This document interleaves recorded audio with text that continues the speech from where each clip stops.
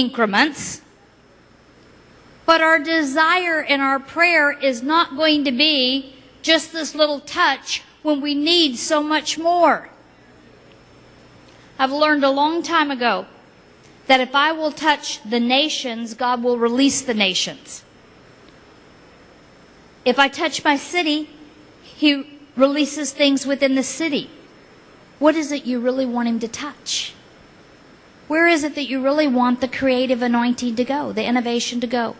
Lift your hands. Now, Father, all over this room, God, we come before you. God, we need debts paid. We need to be released from debts. God, we need supernatural miracles to bring us to places of liquidity. We need to be released in places, Father, that we are not bound and have no flexibility. We need to be ones that can move, and we need to be ones that can be led by you, and we need to be ones that are flexible in this season. And so, God, we're saying whatever causes us to be able to operate in the freedom and the liberty of this exciting time that you have us in, we say, God, would you bring forth the great finances? Would you bring forth the amazing grace? Will you bring forth the notable miracles? God, would you release the highest and the best, however it is to come, Lord?